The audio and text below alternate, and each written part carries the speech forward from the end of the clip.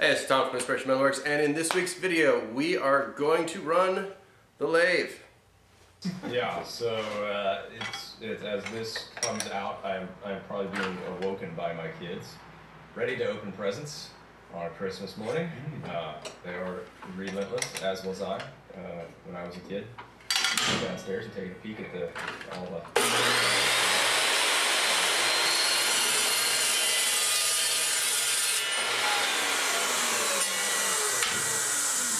How you make money, and a lot of those things.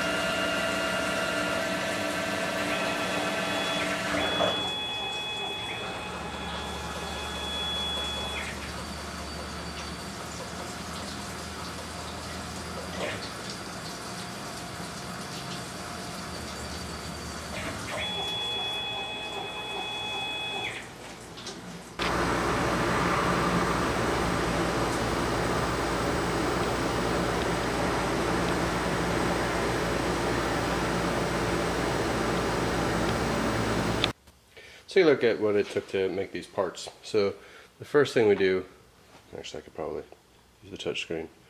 We're going to do a facing operation. You can see it gives you your preview. Right? You can actually look at the code as well. So I'm on version 2.1.6, by the way, if you're wondering. You can do a conversational edit, and it will bring up the menu for this particular op. So you choose your tool, right? So your Z, right? That's your cut coming in, right? For those of you who aren't familiar with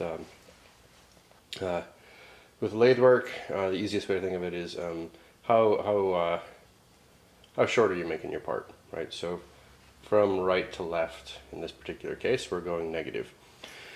So we are starting at 0 and we're ending at 10 or minus 10 thousandths. Right? So we're taking 10 thousandths of the cut. We are going from the outside. It's a ½ inch part. We're going with 10 thou outside of it, and we're going to 0. Now I actually manually edit the code afterwards and make it go just a little bit past that, so that we don't get any little pip. You know, there's no little center mark on there. And you can set your different cuts. This is aluminum, so I'm just using 300 surface feet per minute. Not terribly fast. 1500 RPM. Again, not terribly fast, and I'm doing 5 thou per rev on this one. So we get really good. We get a very good surface finish going this route. So what do we do next? We're doing our chamfer, right? So if we look at this conversational edit, we're starting at 0. We're going to minus 60 thou. Now remember, that's because 0 is no longer our 0 anymore, right? So now 0 for us, we've gone back to minus 10 thou in that facing up. Otherwise, everything else is the same, right? I told it to go ahead and take all, basically take everything in one pass. Although what I do is I do most of it and then I do a finish pass, right? Nothing crazy, all the same settings. That's all of our facing up. So this is all this is a VNMT tool holder. So next up, we're in a spot drill, and this one's pretty straightforward.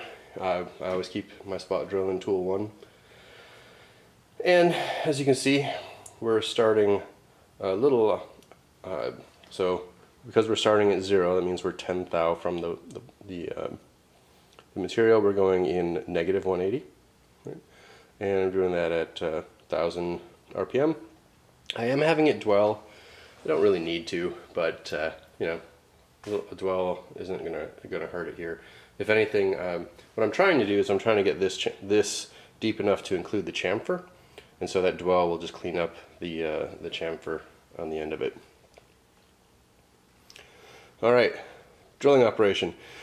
This is a 17/64 drill because we are doing a 5/16 18 tap. So again, same 1000 RPM.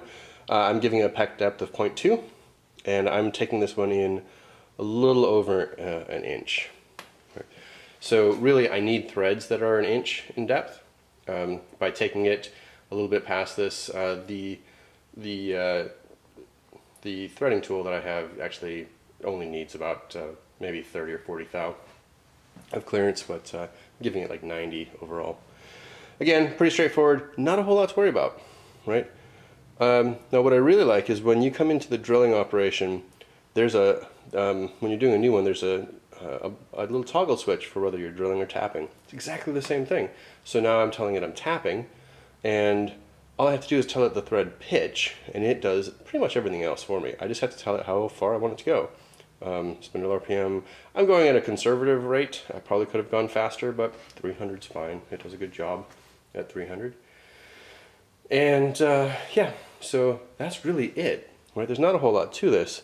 Now, what's nice about this is I did a save as, and then I cleared out the rest of the drilling operations, and then I was able to do just the face and chamfer for the other side of these parts.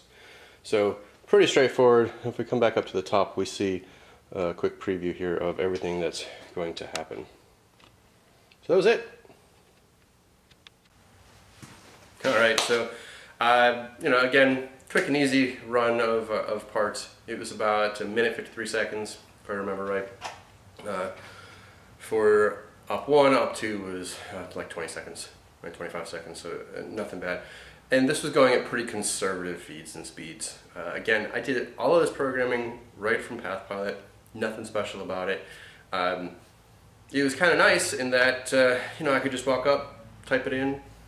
Actually, the way that I typically do it, and the way I did on this one included, was I would do each operation, run it, prove it out right then, and then I would do the next one, append it to that, run it again, right? Make sure everything is right. So really simple to do. And again, for these small runs, I think it was like 10 parts. You know, it wasn't that big a deal. Half hour later, I had everything ready to go, and I have the code saved now. So the next time I need to run these parts, just bring it up, load up these tools, and I'm ready to go. So thanks for watching, thanks for subscribing. If you haven't subscribed, hit that subscribe button. Learn anything new? Comment down below. Thanks again, and I'll see you again real soon.